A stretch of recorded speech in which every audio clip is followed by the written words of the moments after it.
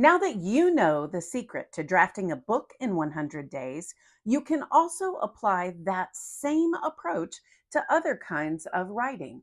That's what we'll be talking about this week.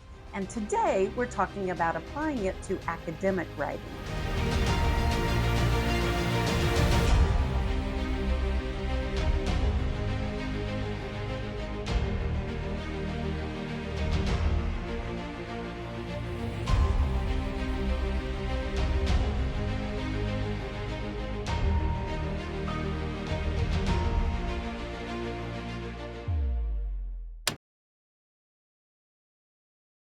I am an academic. I've written a 300 and something page dissertation, about a dozen journal articles. I've written book chapters.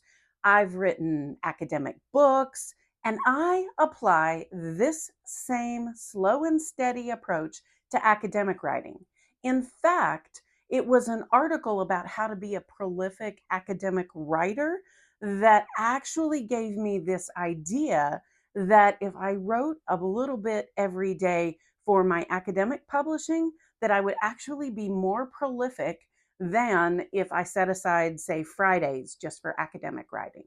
So this method probably will help you too if you're an academic. When I am advising students about doctoral work, one of their big concerns is whether or not they can actually do the dreaded dissertation. It is a big project, but it's just a big writing project. There's research that goes with it, and often these are skills that our students haven't yet developed. Most of them haven't written books, and they're concerned about how they would possibly get that done. Sadly, it's the reason why many people are ABD. They have completed all their coursework and done everything but the dissertation. You don't want to be like that if you're considering this work. So, the most frequent piece of advice that I give to my graduate students is enter your doc program with the idea that you will set aside 30 minutes a day for writing. You can use that time in the beginning to gather your research and read your articles, and most importantly, to write quick one-page summaries of the articles. This makes all the research a lot more manageable as you go forward. But that habit of every day I spend 30 minutes working towards this big project breaks it down. And if you have 3 years or so to work on a big project like that, 30 minutes a day is really sufficient for getting those wheels turning and getting you working on your dissertation. Perhaps in the beginning, you don't need to actually spend all of that time writing, but as long as you have already created that daily habit of this is dissertation time, today I'm going to write a summary. Maybe tomorrow I'll start on the review of the literature because you're often doing that in your first semester. You might use that time for planning out how you're going to do your research, but 30 minutes a day means that you are in your dissertation every single day. More importantly, 30 minutes a day means that it's not so formidable because you can usually set aside 30 minutes. You may not be able to set aside even an hour, certainly not an entire afternoon every day. And so that sets a low bar. It just gets you started working on it. And if 30 minutes is all you do, great. Again, if you do that over time, that's a lot of minutes adding up towards your dissertation. Generally, I recommend that your writing time is your fingers flying across the keyboard time. It is not actually the time that you are spending gathering your journal articles, reading your journal articles.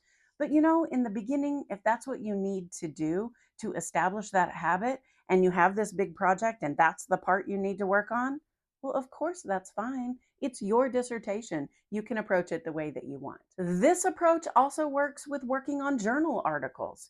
So I publish in academic peer-reviewed journals, and those articles just take a long time. It takes a while to glean through the research, pull out the nuggets that are important to the work that I am doing, and also to craft my words around it so that it isn't interesting, even though it's an academic read. But here's the beauty of the 30-minute a day method. You actually end up working on your project more than 30 minutes. In fact, it was an article on how to be a prolific academic writer that got me started down this path using this method for academic writing in the first place. And this was the selling point that convinced me. If you are working on your project for about 30 minutes a day, which as an academic, I could usually manage in the morning. I would work on my writing for about 30 minutes and then I would go into the office and I would do my other work. But because I was in it every single day, what would happen is I would come across something else that tied into what I was writing about. And all of a sudden, I could make a connection between the two ideas that I wouldn't have been able to make had I not been actually in the writing process. And sometimes just ideas would come to me. I'd be walking across campus, and because I was working on my writing for about 30 minutes a day, I would just be thinking about it, and things would come to me. Or I would come up with new ways to put things together, or I would think about a better way to outline the article that I was writing. That thinking time about your article is gold. And by writing every day, you keep your thoughts on that journal article that you're writing, and you actually get the benefit of way more than 30 minutes, even though you only have to carve out 30 minutes a day. So I don't know if you're an academic or not as you watch this, but I will tell you this method works beautifully for academic writing. So if you want to write academic journal articles, or if you are considering a thesis or dissertation in your higher learning options, then know that it is entirely possible to do it. And you can do it in less time than you think.